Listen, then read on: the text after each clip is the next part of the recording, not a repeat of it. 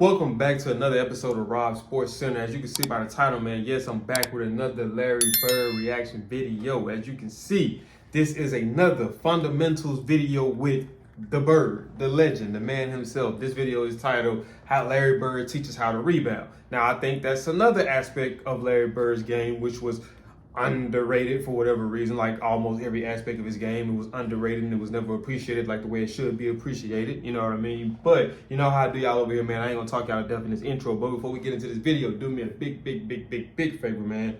Smash that thumbs up button. Also, if you're new to the channel and you haven't already, if you've been watching my videos, subscribe, and when you subscribe, click that post notification bell, that way you be notified on all things Rob Sports Center. Let's get into the video. Oh yeah, by the way, like I always tell y'all in every video, y'all already know what I want to see in the comment. I don't think I gotta say it this time. But just to follow up, to make sure we on the same page, I want to see Team Bird, Team Bird, Team Bird, Team Bird, Team Bird in the comment section. Let's get this video going. Rebound. You must have the ball. You can't win without the ball. That's how important rebounding is. Let's take a look at it.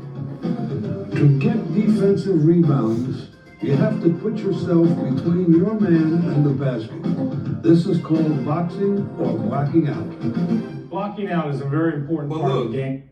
They say that Bird doesn't what? Well, I didn't say they. I've heard some people say he doesn't play in the post, or he's not good in the post, or he's not effective in the post. What does you 9 times out of 10, you getting rebound, you having to box out? What is that considered? The post? Okay. That's all I'm trying to say. I like to keep it as simple as possible. That's all I'm I like this man that I'm guarding to make contact with my hand or with my body. As he does that, I slide, turn into him, keep my elbows up, because if he goes right, I can ride him out, or if he goes left, I can ride him out. As I box out, what I like to do is watch the flight of the ball. I do never want to take my eyes off the basketball, because if you lose sight of the ball and you're fighting him, you never know where it's going to go. But if you watch the flight of the ball, you can tell if it's going to be short or long. As the ball goes up, I want to watch it, put my body into him, ride him out there. And I do not want him to push me underneath the bank board, because that takes away a lot of your rebounding area. Concentration. If I do not get the rebound, I definitely do not want this big stiff to get it. Here I'm looking to throw it into Kevin, but Robert's got him out of position, so I take the shot myself. Kevin tries to spin around Robert, but Robert gets inside, spreads out, and locks Kevin with his elbows. Then grabs the ball and quickly brings it into a strong grip. Robert then makes the outlet pass to start the fast break. It's important to block out all the players, including the shooter. And if this is done, your chances of getting the ball... Once again, the small things. You see how he said, it's important to box out all the players. So boxing out doesn't just apply to the big man once the ball is shot. Boxing out applies to every single position. Why? Because when you box out, it ensures that it's a high probability that you guys will come up with the board. Not a guarantee, but it ensures that if you got guys running free to come clogging the paint, it outweighs the opportunity, the chance of you guys coming up with the rebound. And even if you guys do come up with the rebound, you got smaller guys to come and swat and steal the ball away from you. So it's like blocking out, it minimizes those possibilities. Not saying it's gonna take it away. Increase, no matter how it comes off the rim. If the shooter is not blocked out, he can break to the basket because he knows where it's going. Right. And often, this will enable him to get his own rebound and be in a position to score. Which we see Bird Let's talk about defensive rebounding and the outlet passes. I know you're very good at that. You go up and try to get two hands on the basketball every time and make a turn away from the defensive pressure and make that quick outlet to get the fast break started. Before I get the rebound, I take a glance at everybody on the court. And the guys who I'm playing with, they know when I go for the ball, there's a good chance I'm going to get it because I got good hands and I'm a good rebounder. And they know that as soon as I start going for it, they can start their move up the court. And I see where they start their move from. I know where they start to move, so that right when I get it, I'm looking to give them the ball and give it to them on the run. Let me ask you guys one question too. Were the Celtics one of the best teams whenever it comes to fast break offense? I mean, I would assume from the videos I've seen from Larry Bird highlights, and even just hearing, I think that's Danny Ainge, even just hearing him talk about how he analyzes a fast break, I mean, it seems like all 5 people are on the same page whenever it came to a fast break. So I would assume that it probably wasn't too many teams better than them in their time when it came to fast break offense. You know, let me know that in the comment section. Get a rebound, you turn and take that 1 or 2 dribbles. I think that's very good because I think that relieves a lot of pressure off of you and gets them guys sort of hanging back. The one thing the guards on opposing teams see, if the big man's on the ball, they're going to run right to him and say, I can steal the ball. If you take that 1 initial or 2 dribbles and they start coming back, somebody's got to be open, and you're very good at getting the ball to the outlet, and that's how we start our breaks.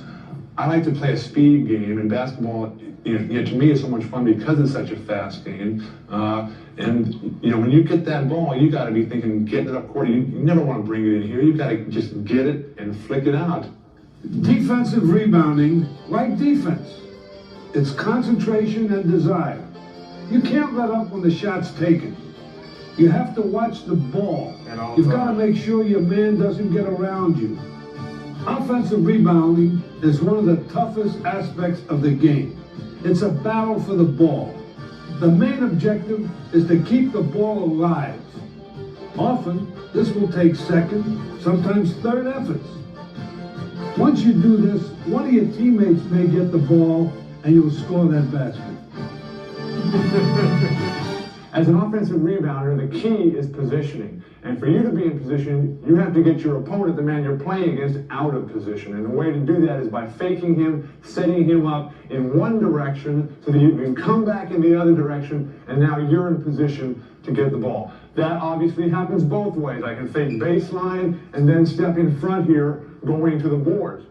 A real important thing when you're trying to get offensive position is to keep your arm on top of his arm. If your arm is underneath here, there's no way you're going to be able to get into good position. On the other hand, if I fake here and then come back here and I'm able to get my arm over the top, then I have a much better chance to get in front and get the offense. Also, some dirty basketball stuff, if you got your arm under the opponent's arm, they can use this arm to pin your arm in that, whenever the ball comes off, it ensures that they get the rebound. So that's dirty techniques for guys who may not know.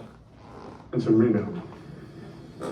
Here, Kevin sees me taking a shot, and before Robert can box him out, Kevin steps behind Robert and establishes position with his arms over Robert's. This puts him in the right position for the rebound. The same technique can be used from the wing. When Kevin goes up, I step around Danny, get my arm in front, and beat him inside for the ball and basket. Here, Robert doesn't keep contact with Kevin, so Kevin runs around Robert and goes in for the tip in. If Robert doesn't establish and holds his position, Kevin can push him out of the basket where it's tough to get a hold of the ball.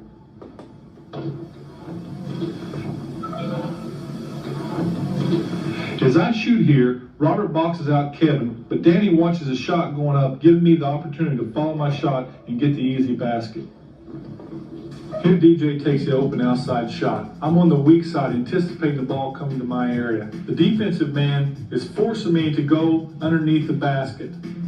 I never lose sight of the ball. Once I'm underneath the basket, I keep my eyes and my body in position to make the tip. As I've said before, rebounding is so important because you can't win without the ball. Don't take rebounding lightly. Next to shooting, rebounding is the most important fundamental of the game. And see, I think that a lot of our younger guys today, they prioritize so much on shooting and scoring that they don't prioritize enough on defensive aspects, on rebounding offensively and defensively, passing, making the right pass leads to higher percentage shots, just a whole bunch of three-point shooting, you know what I mean? But just looking at all these videos, man, my respect for Bird just continuously elevate just because of the heart and the hustle and determination that this guy played with. I was looking at, I don't know if you guys keep up anything with the football, but they was talking about, I was looking at Keyshawn Johnson, he was touching on the Stephon Diggs situation, and he was just talking about like how some players are so impactful that what they bring to the game, it's not the body you can replace, but the intensity, the passion, the effort that they brought to the game is irreplaceable. And I feel like that's the same thing with the Boston Celtics. After losing Larry Bird, you've got bodies there and you've been able to win championships, but what he brought to the game nobody else has been able to bring, you know what I mean? And that's just my opinion on it. But, you know, feel free to comment what you guys think in the comment section. Like I always be telling you guys, I want the comment section to be active. I mean, I want us to be down there having, you know, debates or whatever it is. You know what I mean? It ain't always got to be bad. It can just be, you know, hey, I think this, or hey, I think that, and we just kind of go from there. But that is it for this video, man. If you guys did enjoy this video, do me a big favor, man. Smash that thumbs up button. Also, if you're new to the channel, make sure you subscribe. When you subscribe, click that post notification bell. That way you be notified on all things Rob Sports Center. And just like the GOAT Drizzy Drake saying, just like I say in every outro, I got these videos coming back to back. I'll see y'all in the next video.